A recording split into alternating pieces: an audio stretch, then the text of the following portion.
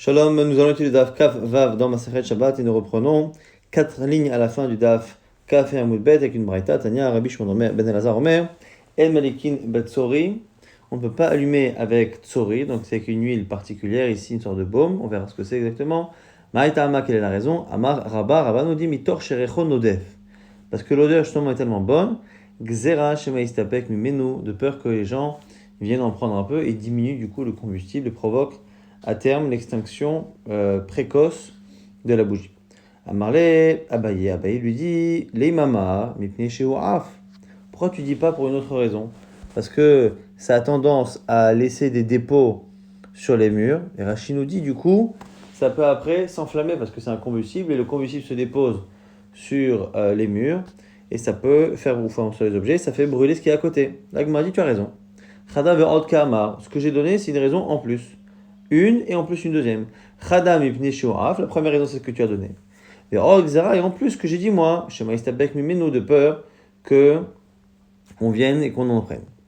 La Gemara nous rapporte une histoire. Ichamta davasnia la lekata, c'est l'histoire d'une belle-mère qui détestait sa belle-fille. Alors elle lui dit Zil ikshit bemishra dafarsema, va mettre justement ce tsori là, donc qui est shemen dafarsema, donc cette huile qui vient de la sève d'un arbre. Azla ikshit, elle en a mis sur elle. Qui atat, lorsqu'elle est venue à Amra, elle lui dit Zil itle shraga, viens, prends la torche là de feu et déplace-la. Azla atla, elle a pris shraga, in parba noura vakata, et ça lui a brûlé le visage. Dans le même sujet, la Gemara rapporte un verset à la toute fin du Sefer de Yermia, quand on parle de la conquête là-bas de Nebuchadnezzar et de Nebuzradan, qui a exilé les habitants de Yerushalayim. C'est marqué Midalot, Haaretz, Ishia, Nebuzradan, Rav Tabachim. Et Nebuzradan, Rav Tabachim, il a laissé, parmi les habitants de la terre là-bas, il a laissé simplement les Kormim ou Liogvim. Kormim, Taner Rav Yosef, Elo Melakte Afarsemon, c'est ceux qui récoltent la Afarsemon, justement, mais Aingedi de Aingedi, Ve'ad Ramatash Karamata, et Yogvim, Elo Tsaide Chilazon, Misulamot, Sheltso, Ve'ad Haifa, c'est ceux qui capturait le chilazon, donc ce sort de mollusque de mer qu'on utilisait pour donner la couleur azur, entre autres, dans le techelet des titites.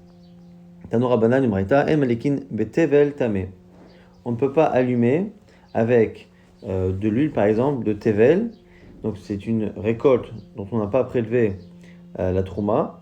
Tevel, on ne peut pas, même si c'est bechol, même si c'est en semaine, et même si c'est Shabbat. Alors c'est intéressant, parce que nous on a vu qu'on pouvait brûler de la trouma qui était tméa.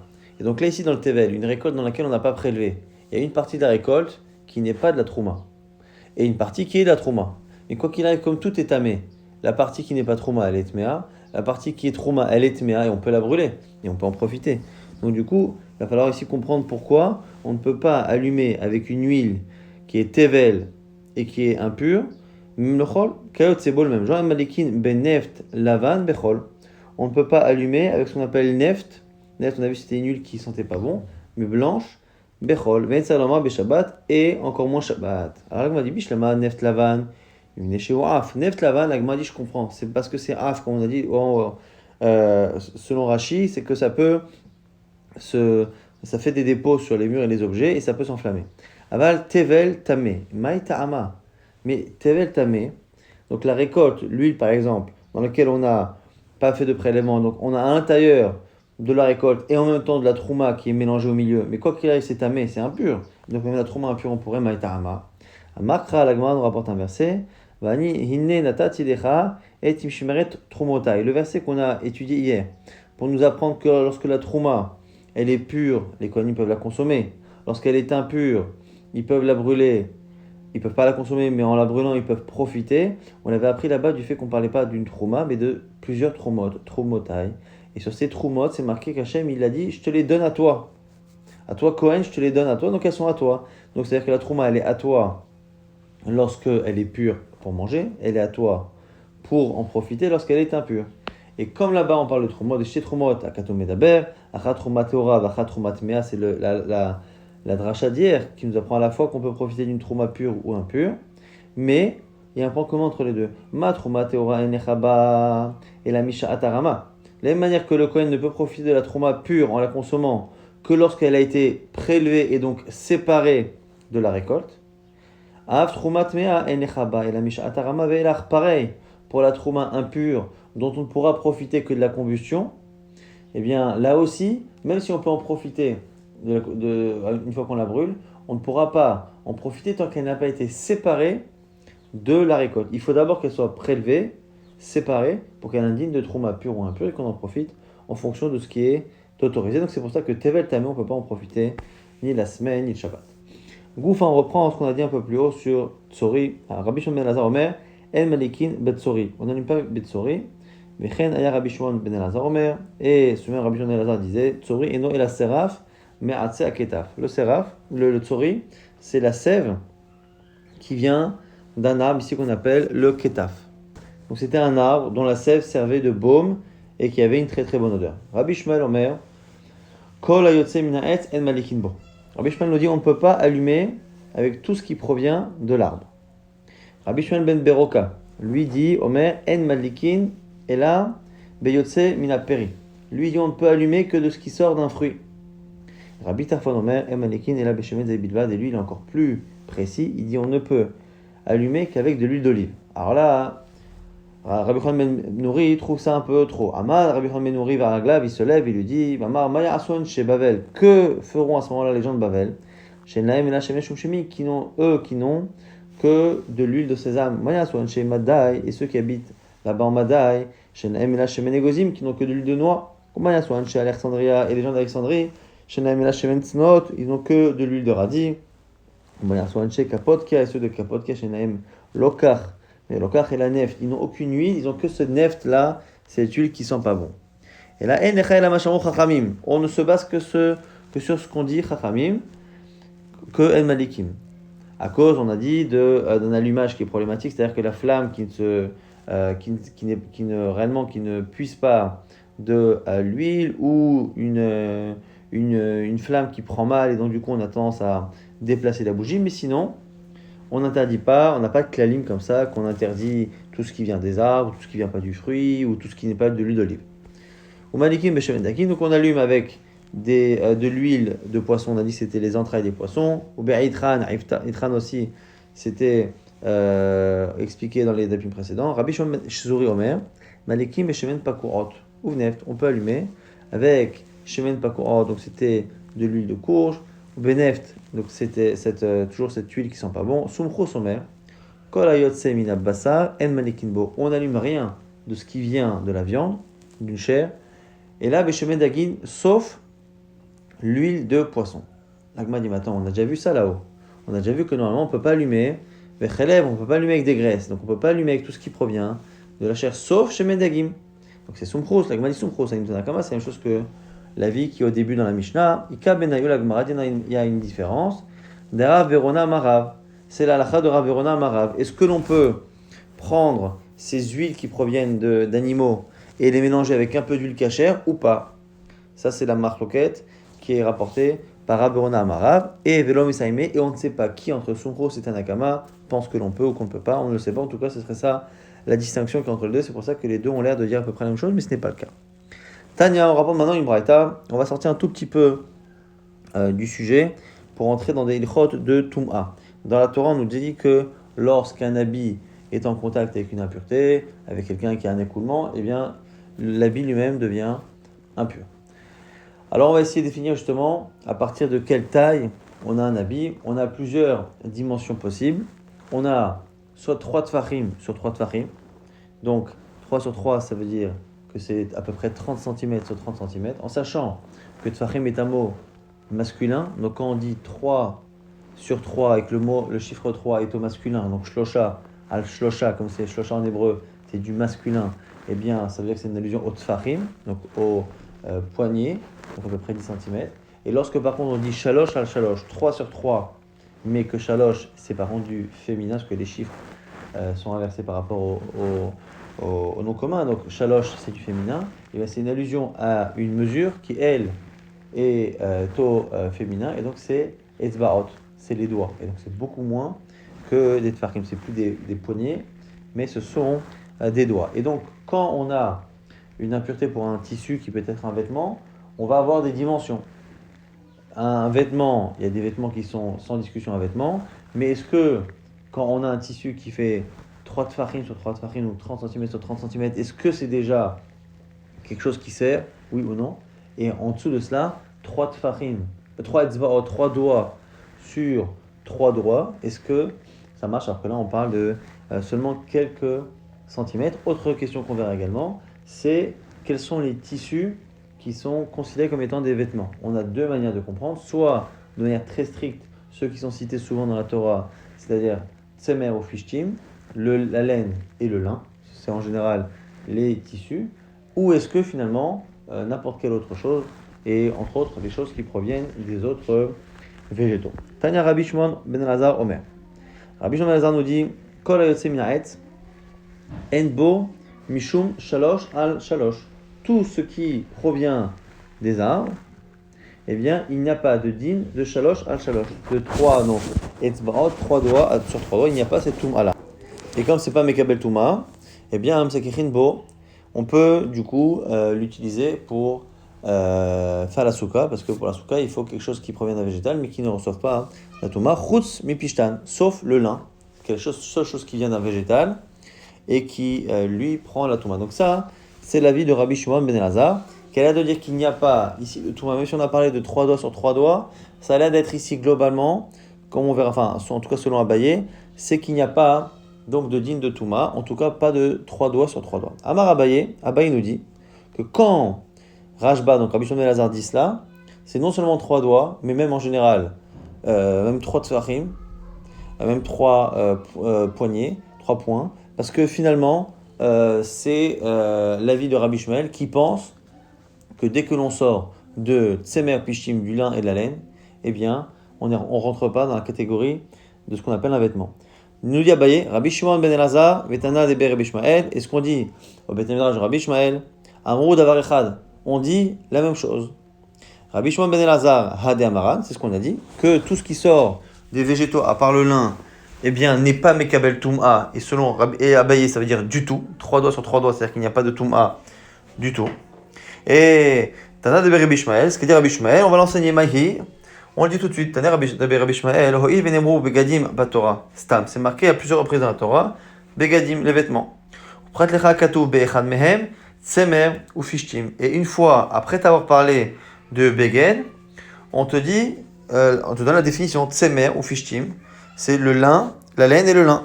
Là-bas, c'est dans Vaikra, vers beged qui est beau negat tsaraat, et le vêtement, le beged, donc dans lequel il y aura une plaie de tsaraat, beveged tsemer, ou beveged pishtim, que ce soit un habit de laine ou un habit de lin. Donc, selon Rabbi Shmuel, c'est la définition, et on transpose cela à toutes les situations dans la Torah, on parle d'une halakha qui concerne un beged, à chaque fois, ce sera forcément tsemer ou fishtim. Donc, malalan tsemer ou fishtim, afkol tsemer ou fishtim. Rava n'est pas d'accord avec Abaye.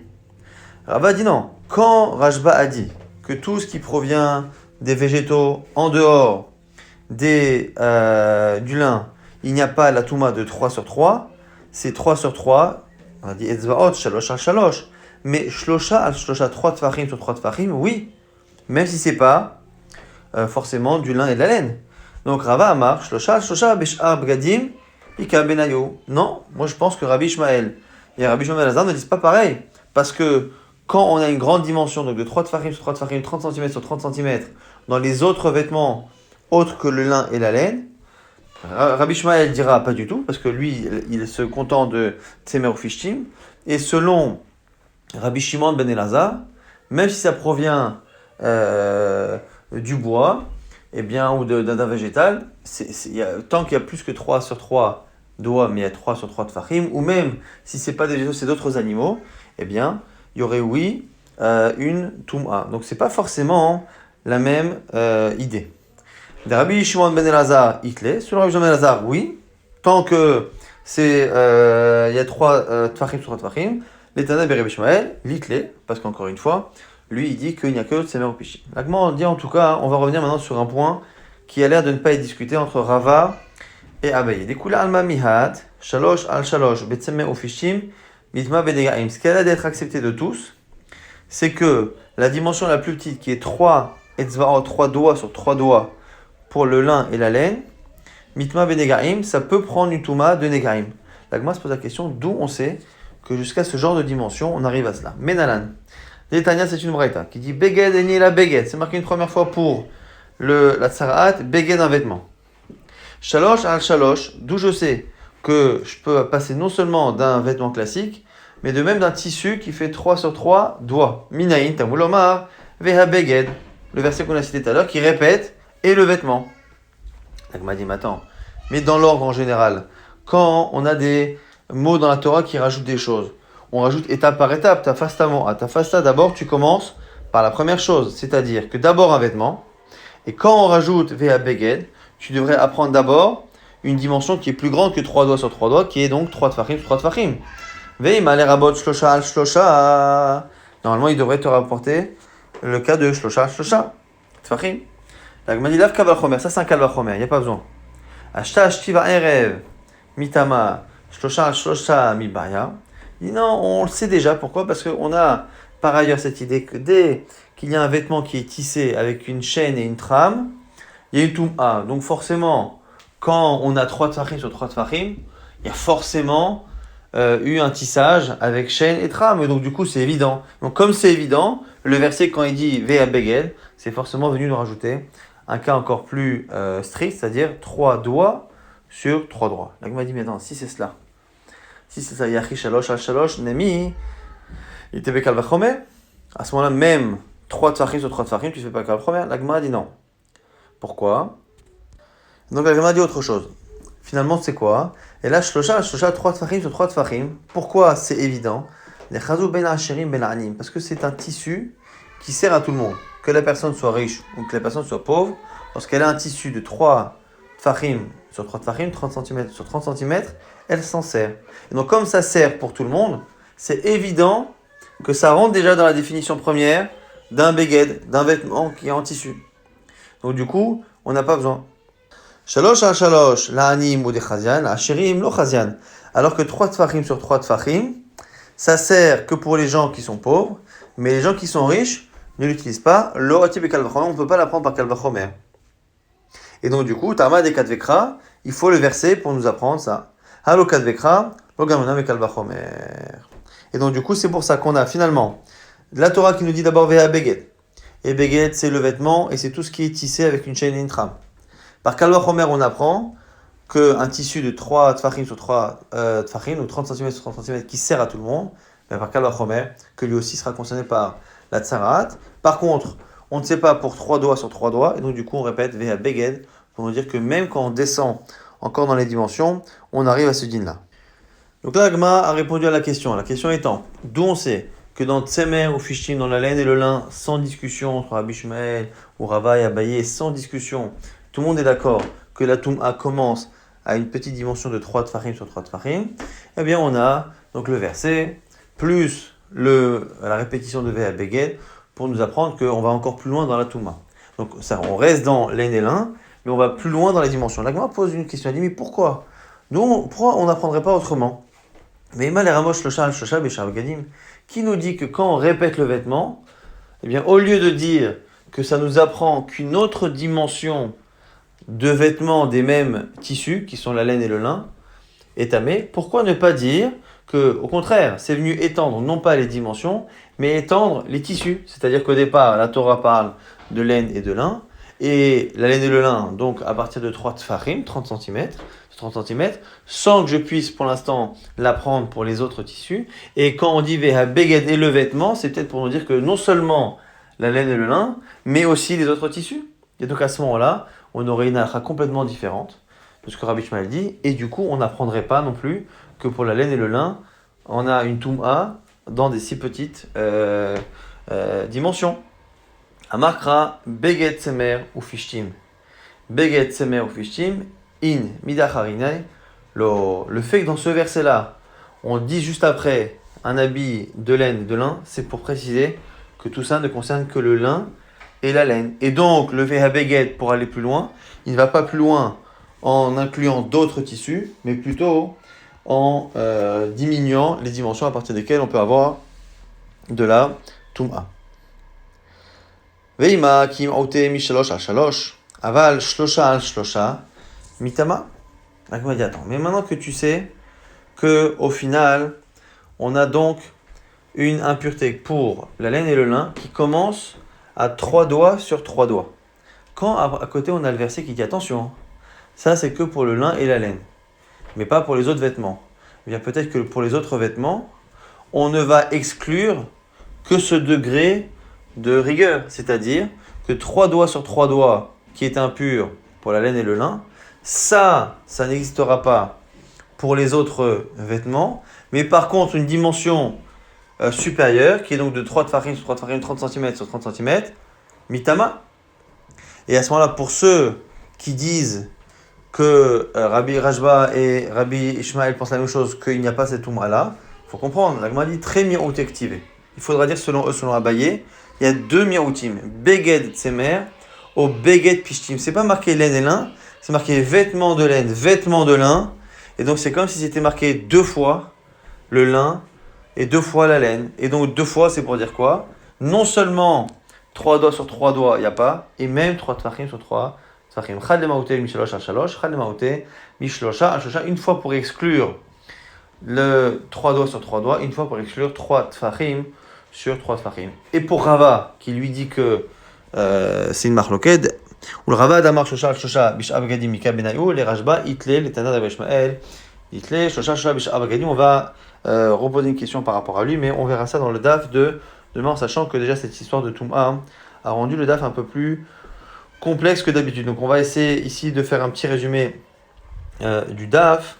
On a vu qu'il y avait certaines huiles qui étaient interdites parce qu'elles avaient tendance à faire des dépôts et à pouvoir éventuellement s'enflammer. On a même rapporté une histoire dramatique entre une femme et sa belle-mère. On a également appris que par rapport aux huiles qu'on pouvait utiliser, il y avait plusieurs avis. Certains qui disent qu'on ne pouvait pas utiliser du tout ce qui provient des végétaux. Certains disent qu'on ne peut pas du tout utiliser ce qui provient d'autre chose que des fruits. D'autres disent qu'on ne peut utiliser que l'huile d'olive. Et à la fin, Rabbi Yochanan ben Nouri nous dit qu'il faut mettre de côté toutes ces règles générales. Et la seule chose qui compte, c'est ce qu'a dit Chachamim, c'est-à-dire que toutes les huiles sont bonnes, sauf si elles ont un problème dans la manière d'allumer, dans la manière d'éclairer, ou qu'il y a une raison pour laquelle elles sont trop mauvaises ou trop bonnes, et donc on a peur que les gens aient une attitude interdite pendant Shabbat. Mais sinon, en soi, il n'y a pas de règle générale et d'origine de l'huile qui peut justifier que l'on interdise, si ce n'est l'huile animale, sauf encore une fois celle de poisson. En tout cas, on était surtout dans une sougia de Touma. On a vu que selon Rabbi Shimon ben Elazar, les choses qui proviennent des végétaux, sauf le lin, eh bien, n'ont pas de Touma de 3 doigts sur 3 doigts. Là-dessus, on a 2 visions. Soit ce qu'il est en train de dire, eh bien, c'est que finalement, c'est pas que ce qui provient des végétaux, c'est en gros tout ce qui n'est pas laine et lin. Et quand il dit qu'il n'y a pas de Touma de 3 doigts sur 3 doigts, c'est qu'il n'y a pas de Touma tout court. Et donc, du coup, selon Abaye, ce que dit Rabbi Shimon ben Elazar, c'est exactement la chita de Rabbi Ishmael, qui dit que tout ce qui est marqué dans la Torah sur l'impureté, c'est pour un beged. Or, un beged, pour une fois, c'est précisé que c'est laine et lin.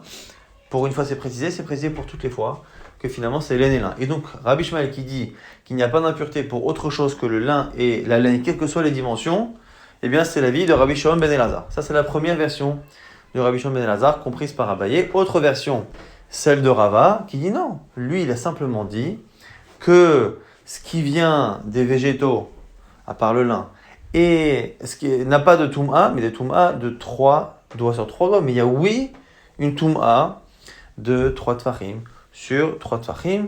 Et donc, du coup, ce ne serait pas du tout les mêmes avis. En tout cas, à la fin, on avait une réflexion par rapport à la source, d'où on sait que pour le lin et la laine, on a une Touma qui commence à partir de 3 doigts, selon tout le monde. On a d'abord marqué Beged dans la Torah, donc on sait que le lin et la laine, à partir d'un vêtement, ça reçoit la Touma.